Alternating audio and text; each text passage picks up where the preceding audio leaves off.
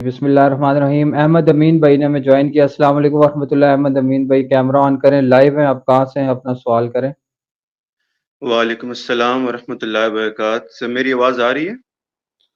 جی جی جی آ رہی السلام ہے۔ علیکم احمد بھائی، کہاں سے آپ؟ انجینئر صاحب، خوشی ہوئی آپ سے بات کر کے۔ سر میں اس وقت ریاض سعودی عربیہ میں ہوں جی اور پاکستان میں اسلام آباد سے ہوں۔ اچھا ٹھیک ہے۔ ایک تو اپنے نام کی سپیلنگ میں نا اے ڈی لکھا کریں، اب تو چلے ڈاکومنٹس میں جو بھی ہو گیا، کیونکہ یہ لفظ ہے احمد، میم زبر دال مد، تو جی یہ اے ڈی سے بنتا ہے۔ احمد لفظ نہیں، یہ مد ہے، ایم اے ڈی۔ ہاں جی، اللہ کا نام لے کے اپنا سوال کریں۔ انجینئر صاحب، میرا پہلا سوال یہ ہے کہ میں آلموسٹ بچپن سے ادھر ہوں، 22 سال ہو گئے سعودی عربیہ میں۔ تو تراویح جب ہم پڑھتے ہیں 8 رکعت، تو ماشاءاللہ سے جو بھی امام صاحب ہے نہایت ہی آرام سے سکون سے تلاوت کرتے ہیں، رکوع سجود۔ لیکن جی ہاں جی، پاکستان میں وہ 20 پڑھتے، اور میں نے خود نوٹ کیا ہے سر کہ اتنی تیزی سے نماز پڑھتے کہ خدا کی قسم نہ آپ کو رکوع کی سمجھ آ رہی، نہ آپ کو سجود کی آ رہی ہے سمجھ۔ یقین مانے سر، میں نے بیچ میں ادھر نماز چھوڑ کے نا گھر میں نماز پڑھ لی۔ تو کیا یہ جو عالم حضرات ہوتے ہیں، امام صاحب، ان کو نہیں پتا کہ نبی نے فرمایا کہ سب سے بڑا چور نماز کا چور ہے؟ تو اس بارے میں جی بتائیے گا سر۔ ہاں جی، دیکھیں، پہلی بات جو آپ نے جس طرف ہائی لائٹ کی ہے پرابلم، یہ صرف پاکستان کا مسئلہ نہیں ہے، آپ انڈونیشیا ملیشیا میں چلے جائیں، وہاں بھی یہ مسئلہ ہے۔ جدھر جدھر 20 رکعت ہے نا، وہ رکعتیں پورا کرنے کے اوپر ان کا زور ہوتا ہے، پبلک پریشر بھی ہوتا ہے کہ 20 رکعتیں آپ نے پوری کرنی ہے۔ بوڑھے لوگ بھی کھڑے ہوئے ہیں پیچھے، بھائی بوڑھے کھڑے نہیں ہو سکتے تو کرسیوں پہ بیٹھ جائیں، نہیں تو گھر جائیں، ہماری جان چھوڑیں، ہمیں کیوں محروم کرتے ہیں؟ اب ان کی عمر نہیں رہی ہے سننے کی، تو لوگوں کو تکلیف میں کیوں ڈالتے ہیں کہ ان کی وجہ سے نماز مختصر کرنی پڑ جائے؟ کیونکہ نفلی نماز ہے، گھر میں پڑھیں، ضرورت ہی کوئی نہیں ہے بوڑھوں کو مسجد میں آنے کی، کہ باقیوں کی نماز بھی خراب کرتے ہیں کہ وہ ان کے پیچھے نماز کو مختصر کر دیتے ہیں۔ تو 20 رکعت بھی ایک ایشو ہے جس کی وجہ سے ان کو سب کچھ کرنا پڑتا ہے۔ اگر 8 رکعت ہوتی تو ان کو تسلی سے اس کو پڑھا جاتا۔ لیکن بہرحال پاکستان میں بھی جو اہل حدیث مکتب کی مساجد ہیں، وہاں بڑے سکون کے ساتھ نماز ادا کی جاتی ہے۔ تو آپ جب بھی پاکستان آئے تو اہل حدیث کے پیچھے پڑھیں۔ میں تو اہل حدیث کے پیچھے ہی قیام اللیل کرتا ہوں۔ ان کا قیام اللیل آلموسٹ 1.5 سے 2 گھنٹے کے درمیان ہوتا ہے 8 تراویح کا، جس میں انہوں نے 1 پارہ پڑھنا ہوتا ہے یا 1.25 پارہ۔ تو وہ الحمدللہ بڑے سکون کے ساتھ پڑھاتے ہیں، تو آپ ان کے پیچھے پڑھ لیا کریں۔ اور اگر ایسی کوئی چیز میسر نہیں آتی ہے تو افضل پھر آپ کے لیے یہی ہے کہ آپ گھر میں پڑھیں قیام اللیل، کیونکہ صحیح بخاری میں جو حدیث ہے 2010 نمبر، جس میں حضرت عمر فاروق رضی اللہ تعالیٰ عنہ نے جب قیام اللیل شروع کروایا تو انہوں نے فرمایا اس سے بہتر مرد کی وہ نماز ہے جو وہ اپنے گھر میں پڑھتا ہے آخری پہر میں اٹھ کے، جب انہوں نے تراویح کی جماعت کو دوبارہ سے رینیو کیا۔ بخاری مسلم میں حدیث ہے کہ گھروں کو قبرستان نہ بناؤ، اپنی نماز کا کچھ نہ کچھ حصہ گھروں میں ادا کیا کرو، اس سے گھر میں خیر و برکت ہوتی ہے۔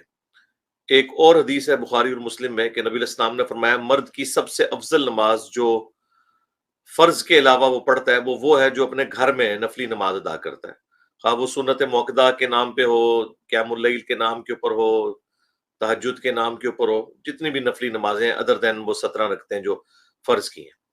اور اس کا کلائمیکس وہ حدیث ہے بخاری اور مسلم کی کہ نبی علیہ السلام نے فرمایا کہ مرد کا فرض کے علاوہ اپنے گھر میں نماز پڑھنا میری مسجد نبوی میں بھی نماز پڑھنے سے افضل ہے۔ یہ حدیث بخاری میں بھی ہے اور مسلم میں بھی۔ تو یہ اتنے فضائل ہیں، تو گھر میں قیام اللیل کریں، مصحف کو ہاتھ میں پکڑیں اور اس کے ذریعے آپ قرآن پڑھتے جائیں۔ گھر والوں کو کروانا چاہیں گھر والوں کو بھی کروا سکتے ہیں، نفلی نماز ہے، فرض پڑھیں مسجد میں اور نفلی نماز باقی گھر میں پڑھیں۔ تو یہ اس کا سلوشن ہے، میں نے ہر اینگل سے دے دیا۔ سیکنڈ کوسچن کر لیں۔ جزاک اللہ خیر سر۔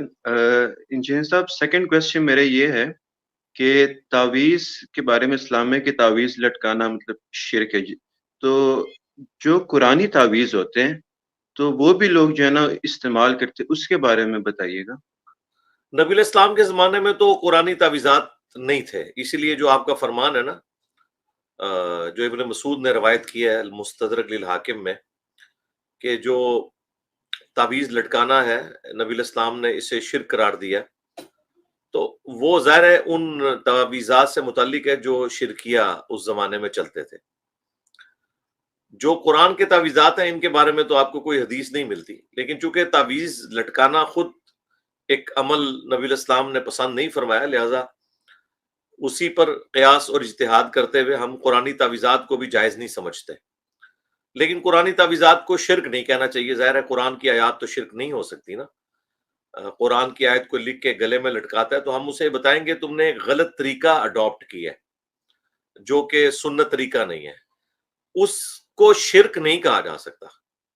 آپ اسے بدعت کہہ لیں زیادہ سے زیادہ اگر کہنا ہے، خلاف سنت کہہ لیں، اور پھر انہیں بتائیں کہ نبی الاسلام نے تعویذات سکھائے ہیں خود، المعوذات، 3 پناہ دینے والی صورتیں. بخاری میں حدیث ہے نبی الاسلام رات کو سونے سے پہلے آخری 3 صورتیں 3 بار پڑھ کے اپنے جسم پر ملتے تھے ہاتھوں پہ پھونک کے. اور بخاری صحیح مسلم میں یہ حدیث ہے کہ اگر آپ علیہ السلام کے گھر والوں میں سے کوئی بیمار ہو جاتا تو وہ آخری 3 صورتیں پڑھ کے اس کا دم بھی کیا کرتے تھے. تو یہ آخری 3 صورتیں المعوذات، 3 پناہ دینے والی صورتیں. اور ان کو یہ بتایا کریں کہ نبی الاسلام نے تعویذ سکھا دی ہیں پناہ دینے والی چیز، وہ آخری 3 صورتیں، اور ان سے فائدہ اٹھانے کا طریقہ بھی بتا دیا ہے کہ اس کا دم کرنا ہے، پڑھنا ہے اسے.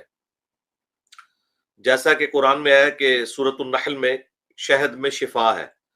اب کوئی شہد کی بوتل گلے میں لٹکا لے تو اس سے شفا تو نہیں ہوگی نا، شہد چاٹنے میں شفا ہے. اس طرح قرآن میں بھی شفا ہے، اور قرآن میں بھی تعویذات ہیں، یعنی یہ آخری 3 صورتیں پناہ دینے والی، لیکن ان سے اکتساب فیض کرنے کا طریقہ نبی الاسلام نے تعویذ کی شکل میں نہیں سکھایا بلکہ پڑھنے کی شکل میں سکھایا. حتیٰ کہ ابو داؤد میں حدیث ہے نبی الاسلام نے صحابہ کرام کو وصیت کی تھی کہ ہر فرض نماز کے بعد آخری جو 3 صورتیں ہیں ان کو لازم پکڑ لو. تو ہر فرض نماز کے بعد بھی آخری 3 صورتیں. پھر ایک اور حدیث ابو داؤد ترمذی میں ہے کہ جو شخص صبح کے وقت 3 دفعہ یہ 3 صورتیں پڑھ لے، شام تک ہر چیز سے اسے کفایت کر جائیں گی، یعنی ہر مسئلے کے لیے. اور شام کو پڑھ لے تو صبح تک ہر چیز کے لیے کفایت کر جائیں گی. ٹھیک ہو گیا جی؟ ٹھیک ہو گیا احمد بھائی، فی امان اللہ. جی جزاک اللہ. آپ کے 2 سوال ہو گئے. فی امان اللہ.